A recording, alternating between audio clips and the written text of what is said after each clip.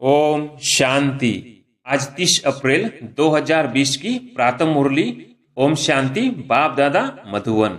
आज बाबा कहते, मीठे बच्चे, बाप की श्रीमत तुम्हें सदा सुखी बनाने वाली है, इसलिए देहधारियों की मत छोड़ एक बाप की श्रीमत पर चलो।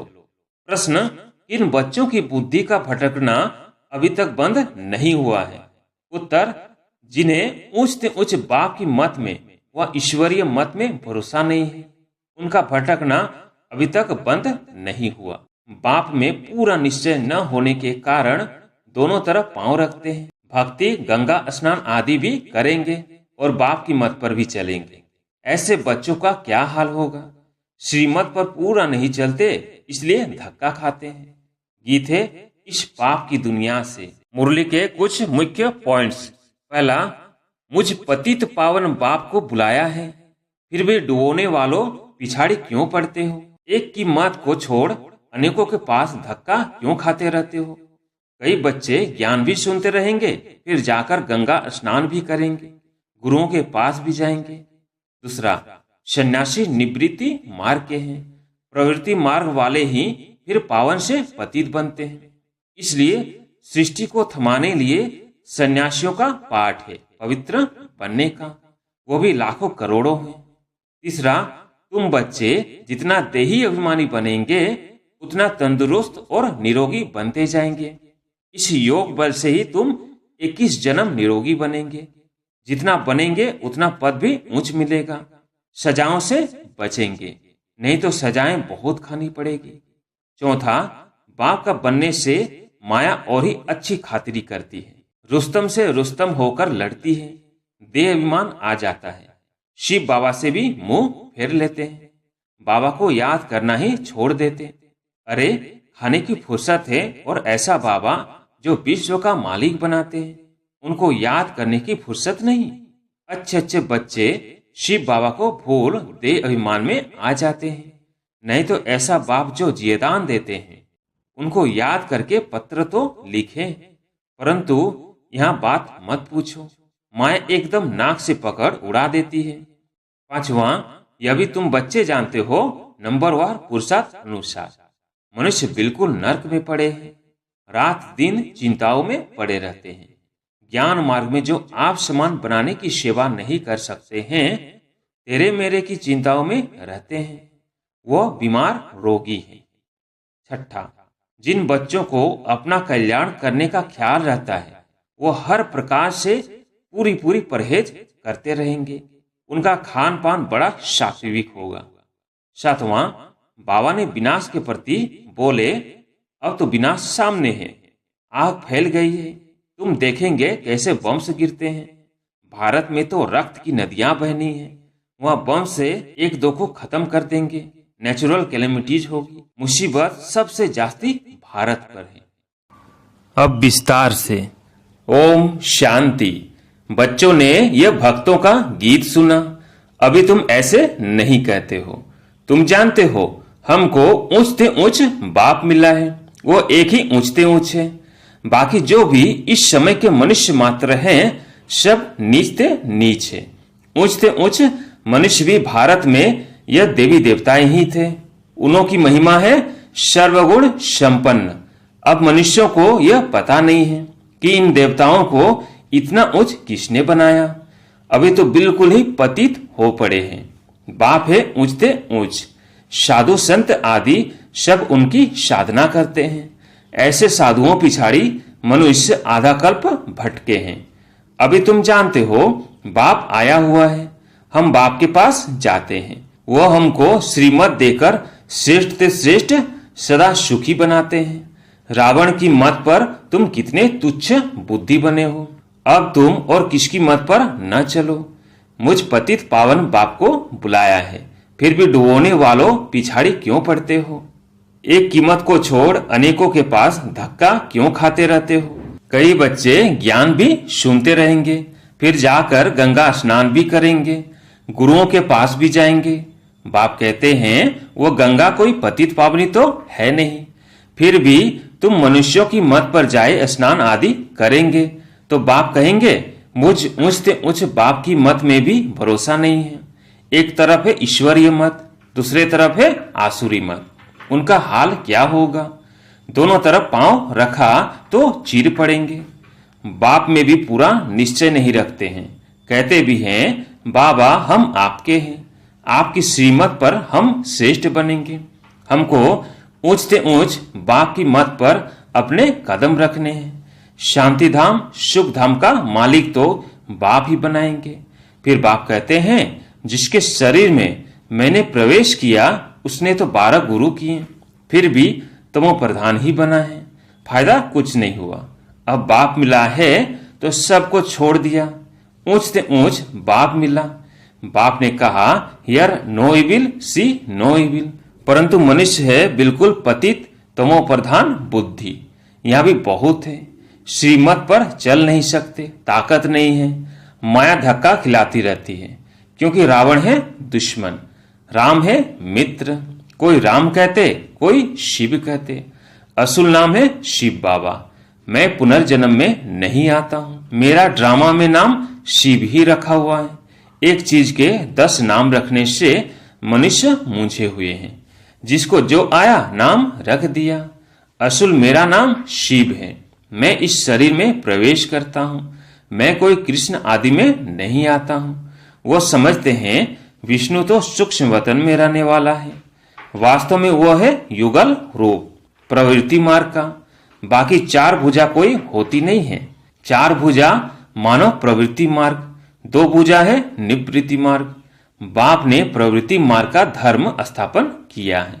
सन्यासी निवृत्ति मार्ग के हैं, प्रवृत्ति मार्ग वाले ही फिर पावन से पतित बनते हैं। इसलिए सृष्टि को थमाने लिए सन्यासियों का पाठ है पवित्र बनने का, वो भी लाखों करोड़ों है।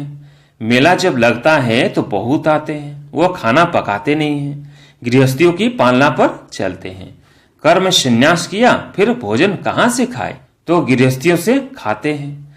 गृहस्थ लोग समझते हैं यह भी हमारा दान हुआ, यह भी पुजारी पतित था, फिर अभी श्रीमत पर चल पावन बन रहे हैं, बाप से वर्षा लेने का पुरुषार्थ कर रहे हैं।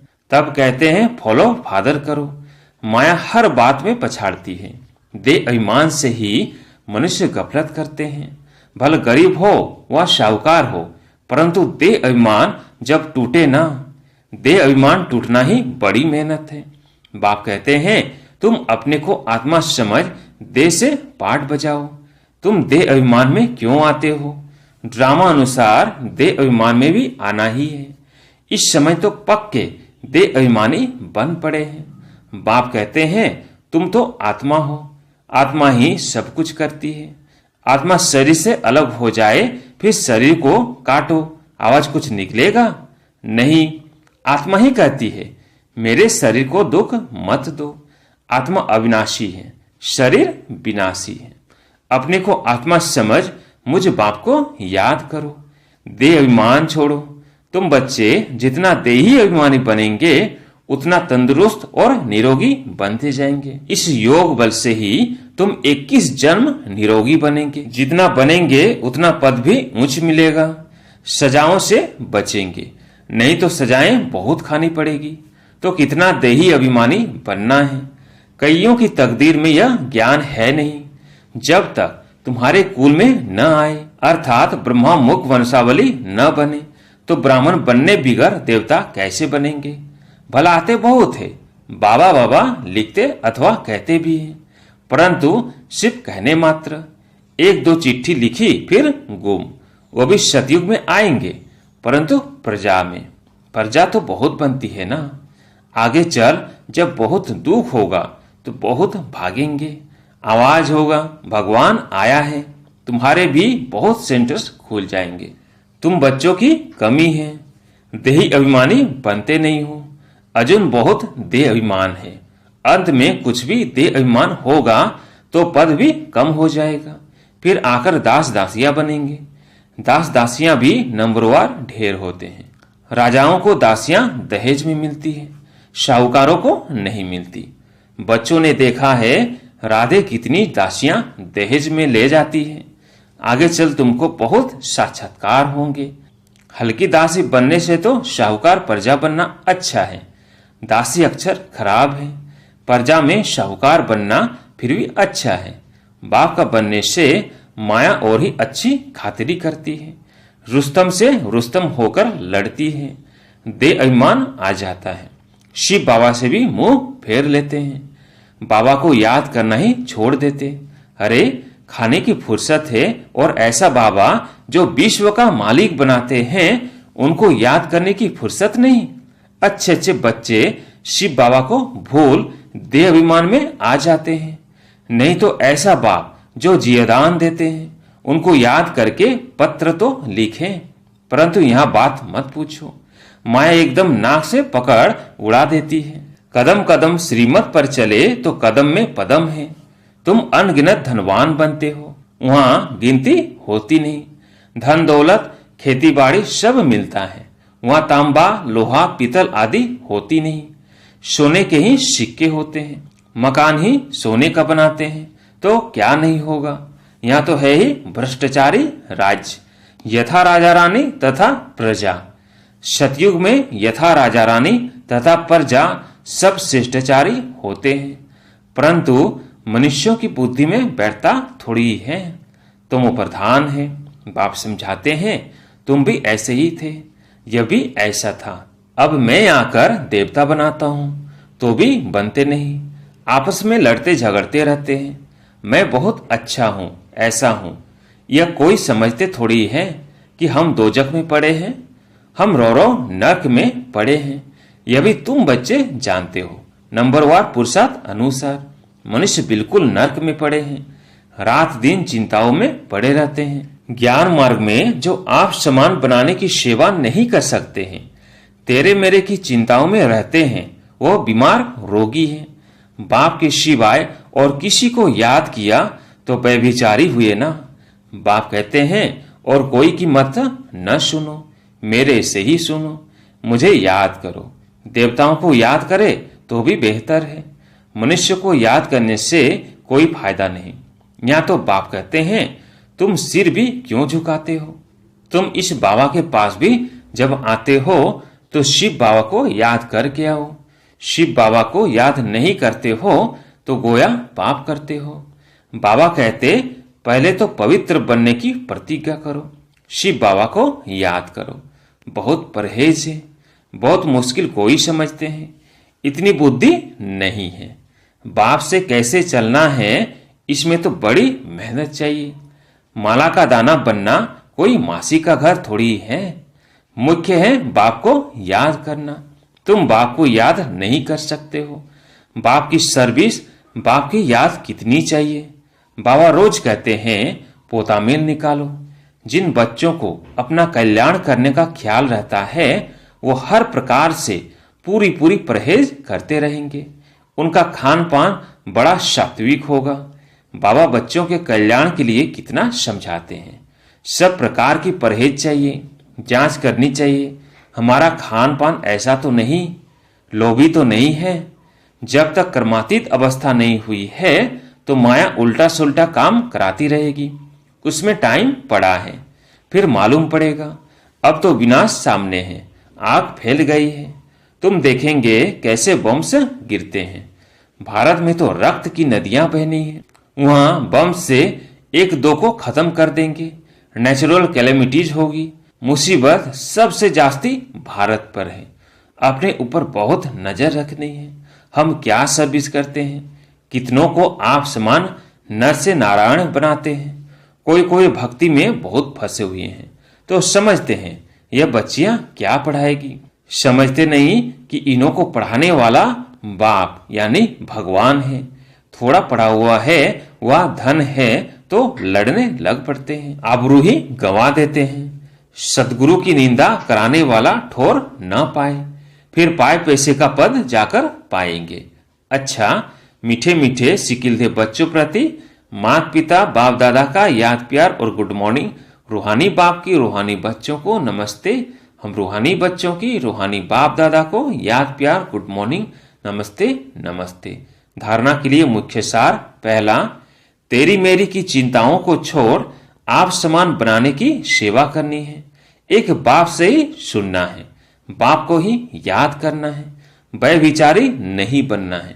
दूसरा, अपने कल्याण के लिए खान पान की बहुत परहेज रखनी है। किसी भी चीज में लोभ नहीं रखना है। ध्यान रहे माया कोई भी उल्टा काम न करा दे। आज प्यारे मीठे बाबा का वरदान है, प्रैक्टिकल जीवन द्वारा परमात्म ज्ञान का प्रूफ देने वाले धर्म युद्ध में विजयी भव। प्रैक्टिकल जीवन द्वारा परमात्म ज्ञान का प्रूफ देने वाले धर्म युद्ध में विजयी भव। अभी धर्म युद्ध की स्टेज पर आना है। उस धर्म युद्ध में विजयी बनने का साधन है आपकी प्रैक्टिकल जीवन, क्योंकि परमात्म ज्ञान का प्रूफ ही प्रैक्टिकल जीवन है। आपकी मूर्त से ज्ञान और गुण प्रैक्टिकल में दिखाई दे, क्योंकि आजकल डिस्कस करने से अपनी मूर्त को सिद्ध नहीं कर सकते, लेकिन अपनी प्रैक्टिकल धारणा मूर्त से एक सेकंड में किसी को भी शांत करा सकते हो।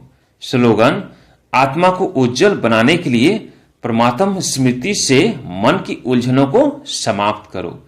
आत्मा को उज्जवल बनाने के लिए परमात्म स्मृति से मन की उलझनों को समाप्त करो। ओम शांति।